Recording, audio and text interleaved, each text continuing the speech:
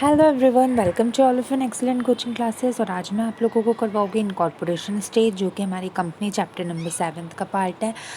मैं आपसे हमेशा इस चैप्टर में बिज़नेस के यही कहती आई हूँ कि ऑलरेडी इसकी वीडियोस और इसके मैंने लेक्चर्स आपको चैप्टर नंबर 2 में दे दिए हैं, तो एटलीस्ट मेरा तो मन नहीं करता दोबारा इसे एक ही चीज़ को करवाने का। आप वहाँ पे जाके चैप्टर नंबर 2 में जाके इन्हें देख सकते हैं। फिर भी क्योंकि चैप्टर का पार्ट है, मैंने वहीं पे काफ़ी डिटेल्ड एक्सप्लेनेशन कर दी थी। चैप्टर का पार्ट है, करना तो पड़ेगा।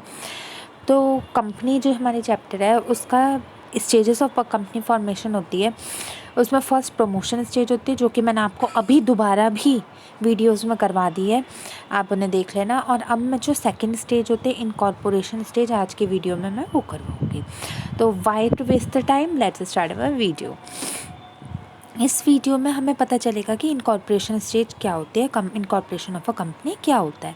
मैंने आपको बताया था कि इनकॉर्पोरेशन ऑफ अ कंपनी जो स्टेज होती है, सेकंड स्टेज होती है इन अ कंपनी फॉर्मेशन, और ये इंपॉर्टेंट स्टेज होते हैं। चाहे पब्लिक कंपनी हो चाहे प्राइवेट कंपनी हो, हर एक कंपनी को एटलीस्ट ये 2 स्टेजेस तो करनी पड़ती है। इन दोनों स्टेजेस से तो होकर गुजरना पड़ता है। फिर जो फर्दर हमारे वैसे तो 4 स्टेजेस होते हैं, कैपिटल सब्सक्रिप्शन और कमेंसमेंट ऑफ सर्टिफिकेट स्टेज। तो ये जो बची हुई 2 स्टेज होते हैं ये ऑप्शनल है आपके पास। ऑप्शनल नहीं है, ये आपकी पब्लिक कंपनी के लिए कंपलसरी होती है, लेकिन प्राइवेट कंपनी के लिए भी कंपलसरी नहीं होती। उसका भी रीज़न है क्योंकि आप private companies can not oblige to take the capital from public. जो कैपिटल सब्सक्रिप्शन स्टेज होती है उसमें गवर्नमेंट कंपनी या पब्लिक कंपनी कॉमन पब्लिक से पैसा कलेक्ट कर सकती है, बट ये राइट एक प्राइवेट कंपनी के पास नहीं होता। तो इसलिए ये दोनों स्टेजेस एक प्राइवेट कंपनी में आने वाली नहीं होती। बट ये वाला लेक्चर तो सेकेंड स्टेज का इनकॉर्पोरेशन स्टेज, तो ये तो कंपलसरी होता है, then we have to study this out. जो हमारी इनकॉर्पोरेशन स्टेज होती है इसे ही हम रजिस्ट्रेशन ऑफ अ कंपनी कहते हैं स्टेज।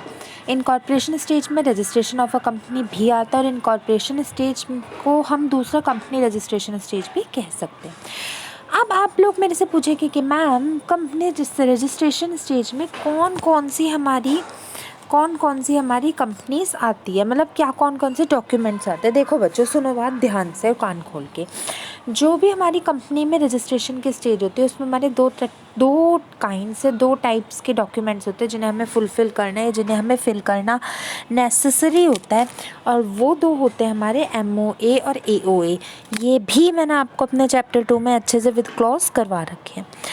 MOA और AOA क्या होता है मैं आपको ये आगे बताऊँगी अपने नेक्स्ट वीडियोस में, दोबारा भी रिवीजन के लिए करवा दूँगी। लेकिन अभी के लिए आप मेरी एक बात सुन लीजिए। जो हमारा MOA होता है बेसिकली वो हमारी कंपनी की चार्टर होता है। चार्टर मतलब वो ये बताता है कि हमारी कंपनी को क्या करना चाहिए और कैसे, मतलब हमारी कंपनी, अगर कोई पर्सन आपकी कंपनी में आए तो आप उन्हें बताओगे what are the qualities present in my company which is not present in another company. आपके पास ऐसे क्या यूनिकनेस है जो एक पर्सन आके आपकी कंपनी में अपना इन्वेस्टमेंट करे। और AOA जो होता है वो हमारा आर्टिकल ऑफ एसोसिएशन होता है। और AOA हमारा ऐसा डॉक्यूमेंट है जो rules and regulation of a company को दिखाता है, दर्शाता है कि एक कंपनी जो हमारी रन ऑफ कर रही है वो कौन कौन से रूल्स, रेगुलेशंस और नॉर्म्स को फॉलो कर रही है। सो स्टूडेंट्स, ये दोनों फिर भी मैं आपको आगे इसके विद क्लॉज करवा दूँगी। अभी के लिए आप ये समझिए, जो कैपिटल रजिस्ट्रेशन होती है वो तभी सक्सेसफुली कंप्लीट होती है जब एक कंपनी के पास ये दोनों सर्टिफिकेट साइन अप होके आ जाते हैं, मतलब साइन होके आ जाते हैं। MOA और AOA साइन होके जब आ जाते हैं तब हमारी एक कंपनी सक्सेसफुली रजिस्टर्ड हो जाती है, और इसी ही हमारे सर्टिफिकेट ऑफ इनकॉर्पोरेशन मिल जाता है। और इनकॉर्पोरेशन स्टेज में यही होता है। फिर भी हम एक बार इसे डिटेल में देख लेते हैं। A company is said to be incorporated when it fulfill the formalities of registration and obtain a certificate of incorporation. As I have told you earlier also कि ये हमारी स्टेज तब फुलफ़िल होती है, ये हमारी स्टेज तब कंप्लीट होती है, या ये हमारा काम तब ख़त्म होता है जब हमारी कंपनी के पास सर्टिफिकेट ऑफ इनकॉर्पोरेशन आ जाता है। दोनों कंपनी, पब्लिक और प्राइवेट कंपनी। और सर्टिफिकेट ऑफ इनकॉर्पोरेशन कब आता है हमारे पास, वो तब आता है जब एक कंपनी आपके MOA यानी मेमोरेंडम ऑफ एसोसिएशन, AOA यानी आर्टिकल ऑफ एसोसिएशन, और written consent of all the directors. Written consent मतलब मंजूरी, हर एक डायरेक्टर की मंजूरी हाजिरी दे के साइन अप करते हैं जो, ये तीनों चीज़ें जब एक कंपनी के हाथ में होते हैं तब वो अपने इनकॉर्पोरेशन स्टेज के लिए इनकॉर्पोरेशन सर्टिफिकेट मांगने के लिए आगे बढ़ती है और उसी वक्त उसे सर्टिफिकेट ऑफ इनकॉर्पोरेशन मिल जाता है। और जिस वक्त एक कंपनी को सर्टिफिकेट ऑफ इनकॉर्पोरेशन मिल जाता है उसी वक्त पर इनकॉर्पोरेशन स्टेज कंप्लीट हो जाती है। Next, a public company to commence business should raise the required capital and obtain certificate of commencement of business.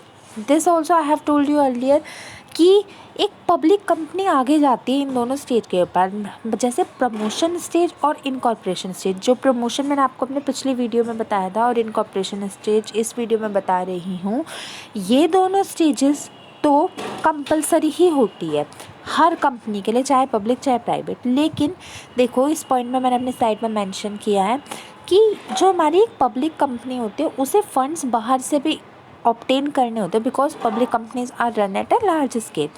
तो उसके लिए वो अपने कैपिटल रेज कर सकते हैं अदर सोर्सेज के थ्रू भी, और जिन जिन सोर्सेज के थ्रू वो अपने कैपिटल रेज करती है उसे हम कहते हैं certificate of commencement of business.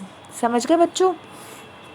अब ज़्यादा तो इसमें कुछ है नहीं, अगर आपसे इनकॉर्पोरेशन स्टेज पूछने के लिए आ जाए आप इतना लिख देना, और मैं अभी आपको अपने नेक्स्ट वीडियो में एमओए और एओए के बारे में दोबारा बताऊँगी, ऐसे तो चैप्टर 2 में बता चुकी हूँ, वो लिख देना, इससे ज़्यादा तो इसमें आता नहीं है। अब मैं आपको एक फॉर्मेट देती हूँ कैपिटल सर्टिफिकेट ऑफ इनकॉर्पोरेशन का, मतलब वो क्या फॉर्मेट होता है इसे आप कॉपी में बनाना।